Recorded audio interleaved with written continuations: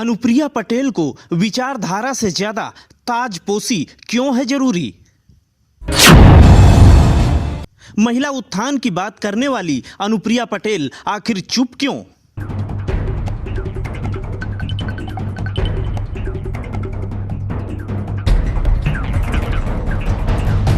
उत्तर प्रदेश की राजनीति में अगर छोटे दलों की बात करें तो उसमें सबसे बड़ा नाम अनुप्रिया पटेल का है।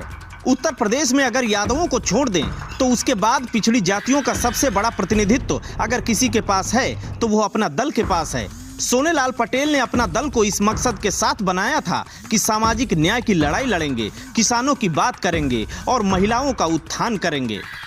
1995 में अपना दल को गठित किया गया था इस भरोसे के साथ कि वाराणसी के इर्द गिर्द कई जिलों में कुर्मी बिरादरी का वर्चस्व है और उसी वर्चस्व का फायदा अपना दल को मिलेगा।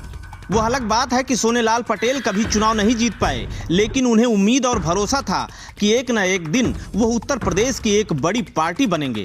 दुर्भाग्य की बात है कि सोनेलाल पटेल अपनी मेहनत का फल नहीं देख पाए और एक दुर्घटना में उनकी मौत हो गई। उसके बाद उनकी पार्टी का सारा दारोमदार उनकी बेटी अनुप्रिया पटेल के सर पर आ गया।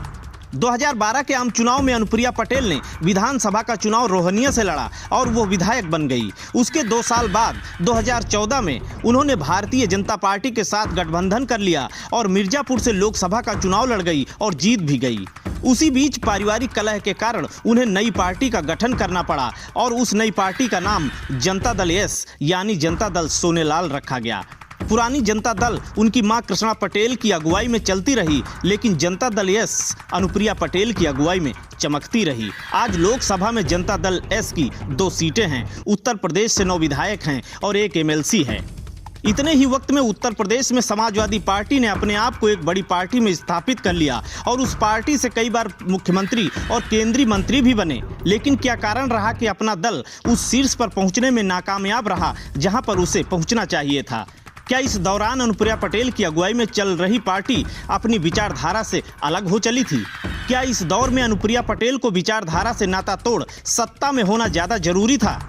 उत्तर प्रदेश में एक तरफ जब सामाजिक न्याय की बात करने वाले ओम प्रकाश राजभर जैसे नेता मंत्री पद से इस्तीफा इसलिए दे रहे थे कि उनकी गठबंधन वाली पार्टी यानी भारतीय जनता पार्टी भ्रष्टाचार, आर्थिक स्थिति, रोजगार जैसे कई मुद्दों पर फेल हो गई थी, और वहीं दूसरी तरफ अनुप्रिया पटेल जैसी नेता जिनको प्रखरता के साथ किसानों के साथ खड़े होना चाहिए था, जिनको महिलाओं के साथ हो रहे अत्याचार के मुद्दे पर सड़क पर होना चाहिए था, जिनको आर्थिक मुद्दे की नीति पर संसद में मौजूदा सरकार को घेरना चाहिए था, उन्होंने ऐसा न करके अपनी ताजपोशी करा ली और लाल बत्ती में घूमना पसंद किया। उत्तर प्रदेश में कोरोना काल के समय भी दवाई ऑक्सीजन में जमकर भ्रष्टाचार हुआ। चुनाव के समय संविधान का एक एक पन्ना शर्मसार हुआ। नामांकन और चुनाव के दौरान औरतों तक की साड़ी को दिन दहाड़े उतार लिया गया। कानून को ठेंगा दिखाते हुए भारतीय जनता पार्टी के नेता एसपी के सामने बंदूक और बम लहराते रहे। मसलन कानून व्यवस्था पर चौतरफा लचरता दिखाई पड़ी। आर्थिक मुद्दे पर देश कराह रहा है, लेकिन अनुप्रिया पटेल अपने मुखारबिंद से एक शब्द तक न बोली। न जाने अनुप्रिया पटेल को ऐसा क्यों लगने लगा है कि बीजेपी है तो सत्ता है, बीजेपी है तो हनक है, बीजेपी है तो चुनाव जीता जा सकता है, और जब चुनाव जीता ही जा सकता है तो फिर उस विचारधारा की जरूरत ही नहीं जिसके बलबूते पर पार्टी की नींव रखी गई थी। लोकतंत्र के बिगड़ैल रूप को देखकर तमाम सारे राजनीतिक लोग अब नतमस्तक होने को ही अपनी उपलब्धि समझते हैं।